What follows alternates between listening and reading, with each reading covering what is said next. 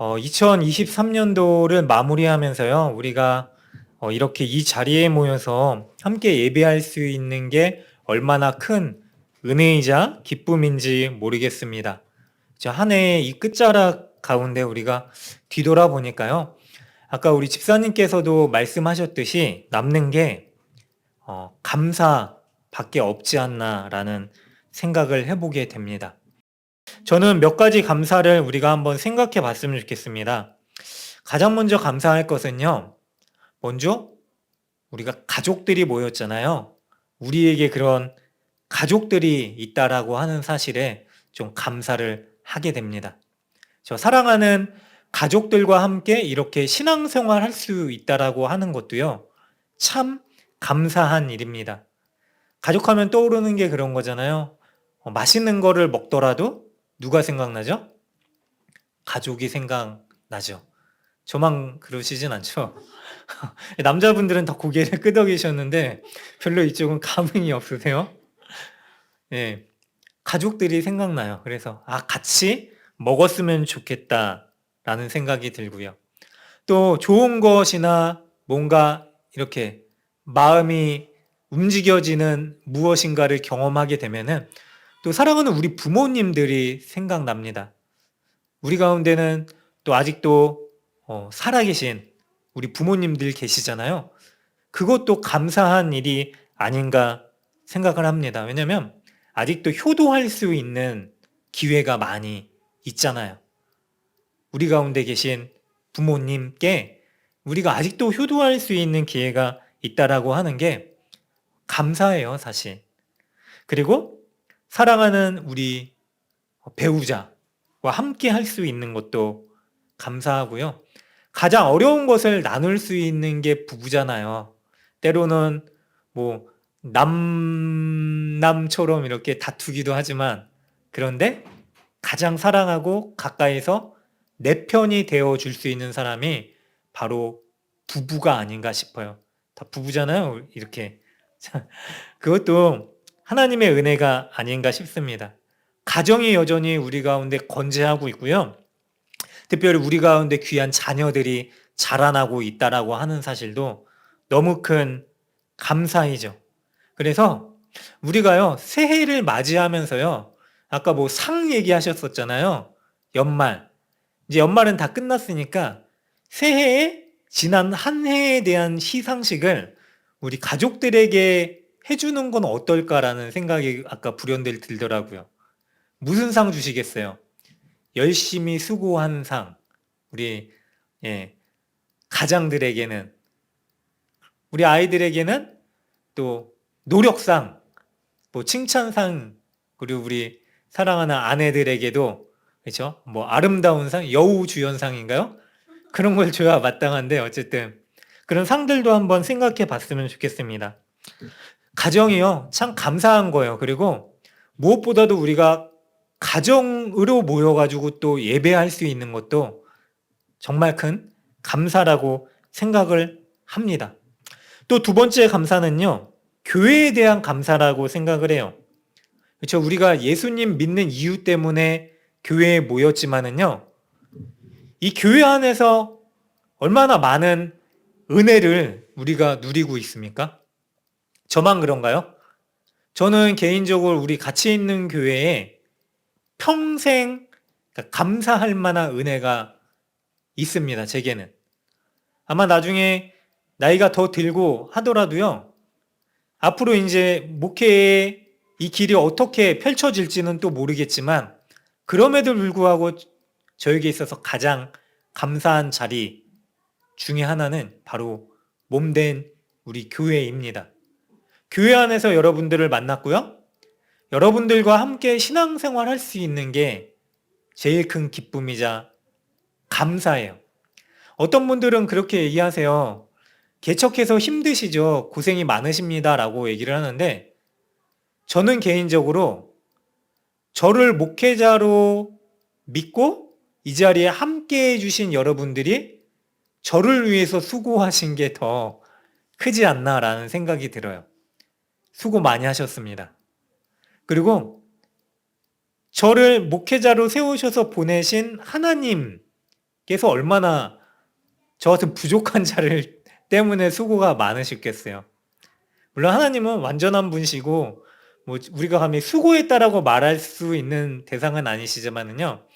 그 하나님의 은혜가 더 크다라고 생각을 합니다. 그래서요. 이 모인 교회가요. 아까 저녁 먹을 때도 불현듯 마지막 사진 보셨어요? 그냥 먹으면서 웃고 같이 있을 수 있는 이 시간이 저에게는 마치 가정의 품과 같은 곳이 아닌가 생각이 됩니다. 믿음의 교제가 있고요.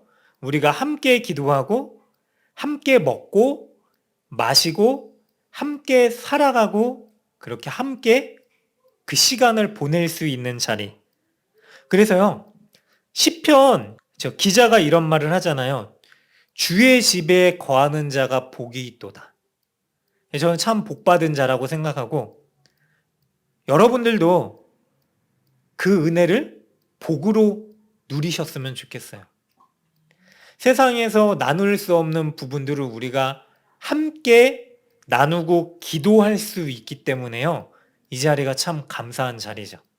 어느 곳에서 우리의 이런 문제들이나 어려움들을 토로하고 이해해 줄 수 있는 자리가 있을까요? 앞으로도 우리가 그렇게 함께 해 가기를 바랍니다. 그리고 함께 기도하고요. 기도로 우리의 문제의 해결의 돌파구를 뚫어 나아갈 수 있는 그 연합된 우리가 됐으면 좋겠습니다. 그게 우리에게 주신 가장 큰 기쁨이라고 생각을 해요. 감사. 교회가 우리에게 주는 감사. 그렇죠? 또 한 가지 더 우리가 생각해 볼 수 있는 감사는 오늘 이 시간을 우리에게 허락해 주신 사랑하는 형제 자매들이 있다라고 하는 거. 저 아까 교회를 말씀드렸지만 이어서 말씀드리는 거예요. 다른 사람이 아니라 바로 여러분들과 제가 우리 서로가 형제로 주 안에서 연합할 수 있다라고 하는 사실이 감사하더라고요. 다른 사람이 아니라 하필 우리가 이 자리에 모여 있는 것. 하나님께서는요, 실수가 없으신 분이세요. 그렇죠. 우연히 일어난 일 같을지라도 우리의 만남이 실수가 아니라고 하는 거죠. 우연이 아니라 다 하나님의 계획과 섭리 가운데 모이게 하신 확신이 있습니다. 그렇잖아요. 우리가 모인 게 너무 감사한 거예요. 그 손양원 목사님의 딸 그 손동희 권사님이라는 분이 계신데 간증을 많이 하셨어요. 근데 그 간증 중에 손양원 목사님 기념관이 세워졌는데 애양원이라고 하는 기념관. 근데 이 애양원을 누가 세웠냐면은요. 그 한센병 환자들이 헌금을 해서 이 교회를 세웠다라고 하더라고요.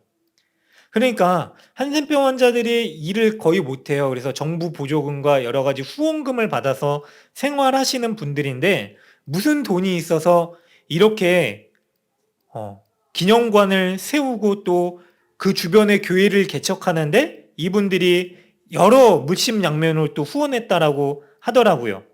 그런데 이런 말을 하세요. 어떻게 눈도 떨어지고 코도 없어지고 뭐 손가락도 막 떨어지고 그런데 그런 일을 할 수 있었습니까? 라고 하는데 그분들의 하는 말이 그래도 살아있으니까 그래도 내가 오늘 이 시간 살아있으니까 나를 통해서 하나님께서 위대한 일을 하실 것을 믿고 우리가 최선을 다해서 헌금한 겁니다. 라고 얘기를 했대요.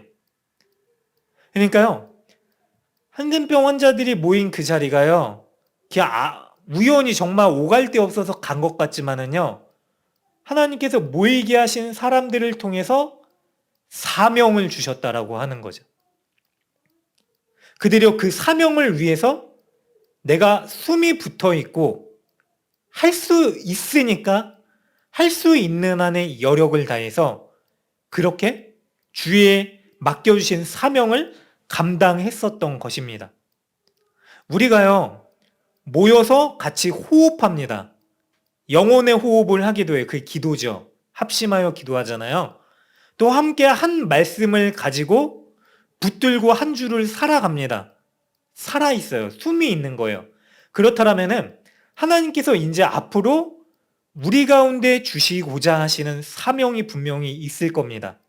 그리고 우리가요, 살아있으니까 숨이 붙어 있어서 주의 몸된 사명을 감당하는 기쁨을 누리는 2024년도 되시길 바랍니다. 앞으로 하실 일이 분명히 있을 거예요.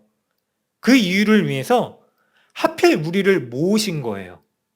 그래서 우리가 앞으로 2024년도에 더 기도하면서요, 그 일을 찾고 우리가 함께 주의 일에 동참할 수 있는 은혜가 있으시길 바랍니다.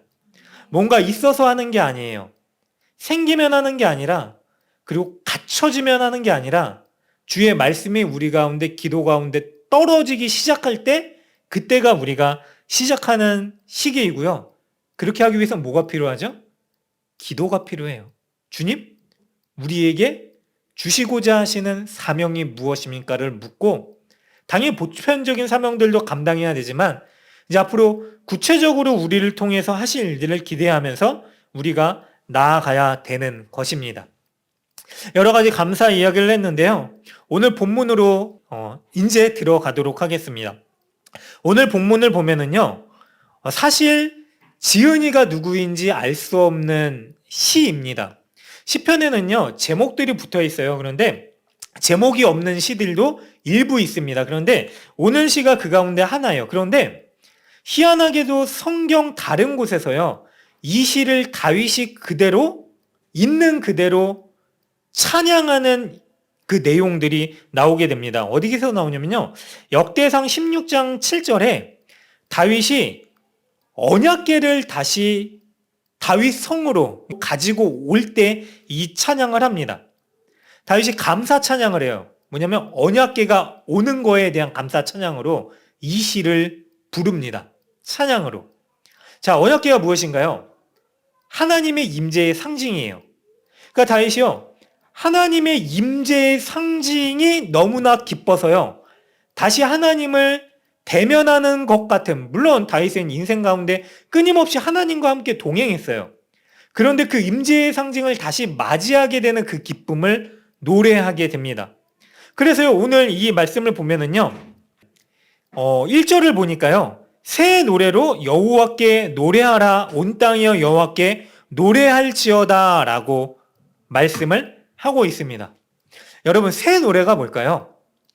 우리가 매주 다른 새로운 찬양을 부르기도 하잖아요. 그래서 이런 것처럼 새로운 노래를 찬양하라라고 얘기하는 걸까요? 오늘 본문이? 새 노래로 찬양하라. 사실 그게 아니라요, 새 노래로 찬양하라라고 하는 거는요, 이런 의미예요. 우리가 아까도 찬양했지만은요, 301장이라든지 찬송가 304장이라든지 우리에게 너무나 익숙하게 불려졌었던 찬양이에요. 우리의 삶의 고백이기도 하죠. 그렇죠? 지금까지 지내온 것, 주의 은혜라고밖에 말할 수 없습니다. 이런 찬양들이 있잖아요. 그런데 이게 부르면 부를수록 그때마다 그 은혜가 새롭습니다. 매번 부르지만은요, 그때마다 다른 감동과 은혜가 있어요. 우리의 삶의 변화가 있을 때마다 이 찬양은 가사는 그대로지만은요, 그 가운데 우리에게 주시는 은혜와 이 가사가 우리 가운데 이 찬양이 고백되어지는 우리의 영혼이 다른 상태에 있다라고 하는 것이죠. 그래서요, 새 노래는요, 우리가 같은 찬양을 불러도요, 우리가 새로운 은혜를 경험하면서요, 마치 새로운 노래를 찬양하는 것 같은 그 은혜의 감격으로 부르는 찬양이다라고 하는 것입니다. 여러분, 이게 이 본문 말씀에 가장 중요한 구절이 아닌가 생각을 해봅니다. 날마다 새 노래로 여호와께 찬양하래요. 다시 말씀드리면 이 말은요, 우리 가운데 날마다 새롭게 부어주실 하나님의 은혜가 있다라고 하는 거예요. 우리가 2023년도를 돌아보면은요, 얼마나 많은 경험하지 못했었던 사건들과 일들이 있었습니까? 새로운 은혜를 경험했어요. 물론 그 가운데는 새로운 문제들도 있었어요. 그런데 그 새로운 문제들을 하나님의 주시는 새로운 은혜로 우리가 넘어왔어요. 이겨내 왔죠. 그런데요, 하나님께서 여기서 끝나는 게 아니라 아까 오전에 말씀드렸던 것 같은 거죠. 우리가 예전에 과거에 그 은혜를 붙들고만 살아가는 게 아니라 그게 끝이 아니라 그 은혜의 파편적인 조각들 말고도 앞으로 하나님께서 우리에게 날마다 새롭게 주실 은혜가 있다라고 하는 것입니다. 그래서요, 우리가 매번 동일한 찬양을 부르더라도요, 하나님께서 우리에게 주시는 그 새로운 은혜 때문에요, 찬양의 이유와 감동과 목적이 달라지게 되는 거예요. 그래서 새 노래를 부르는 거예요.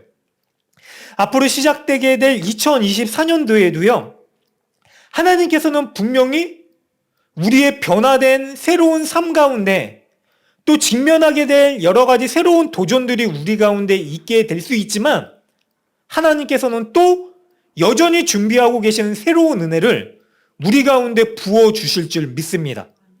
그래서요, 우리가 새 노래로 여호와께 날마다 찬양할 수 있는 그 찬송의 고백을 놓지 않을 수 있는 우리가 될 수 있는 것입니다.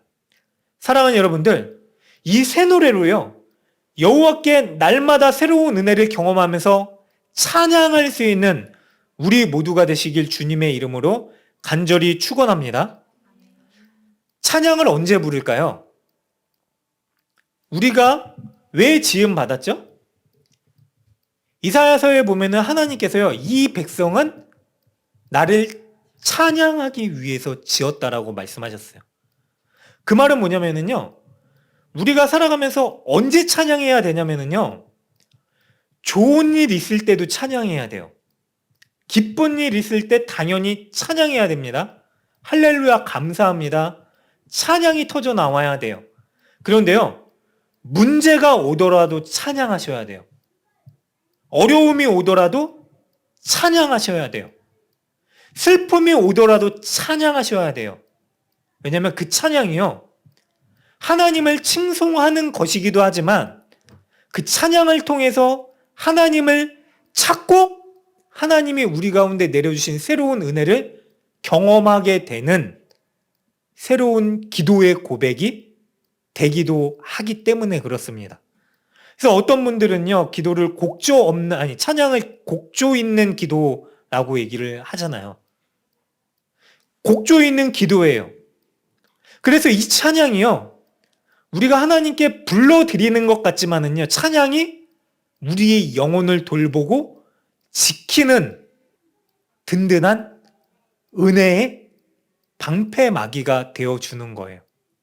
찬양을 하면은요, 하나님을 놓지 않게 됩니다. 여러분, 우리의 입술 가운데 찬양을 놓지 않게 되잖아요. 다시금 찬양이 주는 은혜로, 하나님께서 우리에게 부어주신 새 은혜로 일어날 수 있게 되는 것입니다. 자, 2절에 넘어가 보니까요, 무엇을 찬양해야 되는가? 같이 읽겠습니다. 하나, 둘, 셋. 여호와께 노래하여 그 이름을 송축하며 그의 구원을 날마다 전파할지어다. 우리가 무엇을 찬양하냐면요, 이미 우리의 구원자 되신 하나님을 찬양하는 거예요. 왜냐면 우리의 삶을 보면은요, 찬양할 만한 이유가 없을 때도 있어요. 안 좋은 일이 생기잖아요? 그럼 우리가 찬양할 수 있는 마음이 듭니까? 근데 우리를 봤을 때는 그래요. 그런데 이미 우리에게 가장 큰 그 구원의 은혜를 주신 하나님을 보면은요, 우리의 어떠함이 아니라 그 하나님의 구원의 은혜 때문에 찬양할 수 있게 되는 거예요. 그리고 이 찬양의 고백을 우리의 입술을 통해서 선포하게 됐을 때 어떤 은혜가 있냐면은요, 구원을 날마다 전파하는 자가 된대요. 우리가 알게 모르게 흥얼거리는 이 찬양의 고백이요, 누군가 듣게 되고요, 이유를 묻기 시작하는 거죠. 이 상황에서 노래가 나와? 왜 그런 노래를 하는 거야? 저 노래의 내용이 뭐지? 어떻게 감사할 수 있지? 그래서요, 상황과 환경을 넘어서는 감사의 고백, 이 찬양의 고백을 통해서요, 사람들에게 구원의 은혜가 전파된다라고 말씀을 하시는 거예요. 그래서 찬양해야 돼요. 우리에게 구원을 주신 하나님을. 3절에 보니까요, 그의 영광을 백성들 가운데 그의 기이한 행적을 만민 가운데 선포할지어다 라고 얘기를 해요. 여러분, 은혜 얘기를 계속했잖아요. 우리에게 주신 은혜가 얼마나 놀랍고 큽니까? 제가 처음에 감사할 만한 이야기 3가지 했었죠. 우리의 가정, 교회, 하필이면 여기 모인 우리. 이게 다 감사할 만한 조건이고, 그 외에도 얼마나 많은 은혜를 우리가 입었습니까? 그렇다고 생각하지 않으세요? 저는 그렇거든요. 그런데 이게요, 자, 하나님의 기이한 행적인 거예요. 우리 가운데 나타나신 하나님의 기이한 행적. 여기서 그치지 않고요, 하나님은요, 과거에만 존재하는 분도 아니고 지금만 계시는 분도 아니고요, 앞으로 영원히 하나님께서는 역사하실 전능하신 끝이 없으신 분이에요. 무한하신 분. 그 하나님께서요, 앞으로도 우리 가운데 기이한 일을 행하실 것을 우리가 기대하면서 주를 찬양할 수 있게 되는 겁니다. 사랑하는 여러분들, 2024년도 우리가 아직 살지 않았잖아요. 제가 분명히 약속드릴 수 있는 거 하나는요, 2024년도에도 하나님께서는 우리 가운데 우리가 상상할 수도 없는 기이한 은혜를 우리 가운데 주실 것입니다. 그거를 기대하고 소망하면서 하나님을 찬양하는 거예요. 자, 4절을 보니까 여호와는 위대하시니 지극히 찬양할 것이요 모든 신들보다 경외할 것이래요. 우리가 신으로 삼은 것이 무엇입니까? 오전에 말씀드렸듯이 우리의 배를 위한 것. 근데 그거는 한계가 있어요. 기쁨에도 한계를 줍니다. 여러분, 우리의 육신을 위한 우리의 신은요, 우리의 삶을 보장해 줄 수 없어요. 왜냐하면 우리가 만들고 우리가 신으로 삼은 것이기 때문에 그래요. 그런데 진짜 신이신 하나님은요, 끝이 없으세요. 한계가 없으세요. 진짜 하나님이세요. 그 하나님이 우리의 찬양의 대상이 되어주신 거예요. 어떨 때 이 찬양이 뭘까요? 찬양이 하나님이 하신 일을 고백하는 겁니다.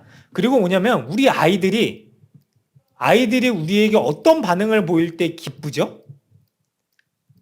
이유 없어요. 우리를 찾을 때. 그리고 우리를 찾고 부족하더라도 부모가 해주는 것을 누리고 그것으로 인하여서 기뻐할 때, 이게 찬양이 되는 거예요. 너무 큰 영광이고 기쁨이 되는 거죠. 근데 하나님은요, 부족하지 않으세요. 전능자세요. 그 하나님께서요, 우리 가운데요, 가장 큰 기쁨을 주시고요. 그래서 우리가 그 하나님 너무 감사합니다, 기쁩니다, 그거를 누리고 하나님께 영광을 돌려드리는 거예요. 그게 바로 우리의 찬양이 되는 것이죠. 이 하나님은요, 만국의 모든 신들은 우상이지만 하늘을 지으신 분이세요. 그래서 존귀와 위엄이 그의 앞에 있으며 능력과 아름다움이 그의 성소에 있대요. 성소가 어딜까요? 하나님이 지정하신, 하나님께서 만나겠다라고 하신 은혜의 자리. 특별히 주께서 세우신 교회이기도 하고요, 예수가 함께하고 계시는 우리의 교회된 몸이기도 합니다. 여러분, 이 자리에 모였잖아요. 그럼 이 자리에 모인 이유가 무엇일까요? 바로 하나님을 찬양하기 위해서 모인 것입니다. 그래서 모든 백성들이 다 여호와께 영광을 돌릴지어다.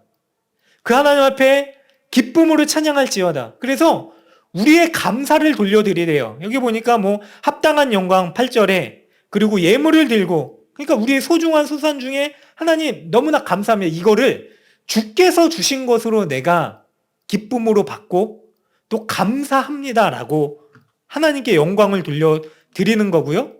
그래서 아름답고 거룩한 곳. 여러분, 여기서 한 가지 도전을 드릴게요.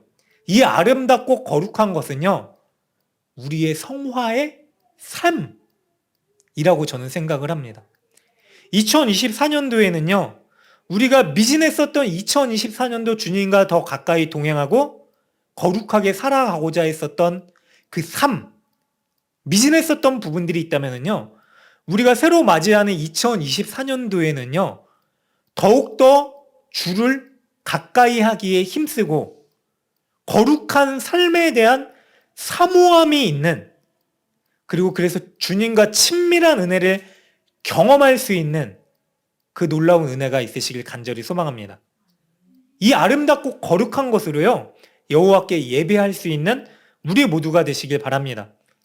그 10절에 보니까요, 모든 나라 가운데 이르기를 여호와께서 다스리시니 세계가 굳게 서고 흔들리지 않으리라. 그가 만민을 공평하게 심판하시리라 할지리라. 여러분, 이게 왜 위로와 은혜가 되는지 아세요? 우리 하나님은요, 우리 나라, 역사, 세계 모든 것을 다스리시는 분이세요.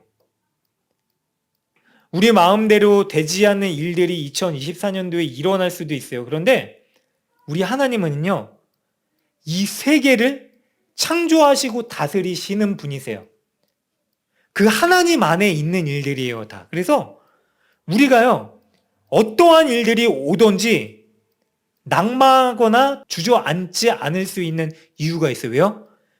그 모든 것들보다 크신 분이 계시잖아요. 그 하나님을 찾을 수 있는 은혜, 우리를 자녀 삼아주신 하나님이 계시기 때문에 그렇습니다. 하늘은 기뻐하고 땅은 즐거워하며 바다와 거기에 충만한 것들이 외치고, 그러니까 세상의 모든 것들이 다 주님을 찬양한대요. 자, 12절에 밭과 그 가운데 있는 것, 그러니까 세상이 전부 중에 일부인 거예요. 숲의 모든 나무들 여호와 앞에 즐거워하고, 13절에 마지막으로 그가 임하시되 땅은 심판하러 임하실 것임이라. 그가 의의 세계로 심판하시며 그의 진실하심으로 백성을 심판하시리라.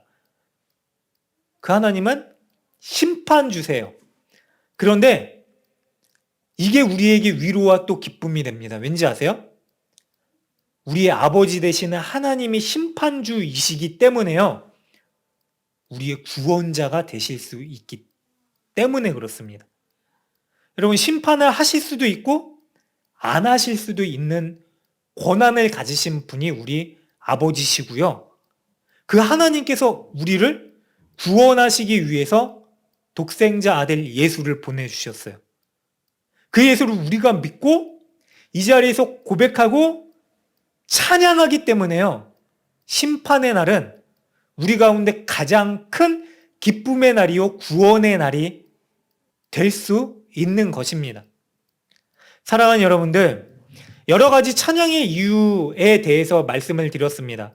그런데 마지막으로 정리하는 경 가장 중요한 권면을 드리도록 하겠습니다.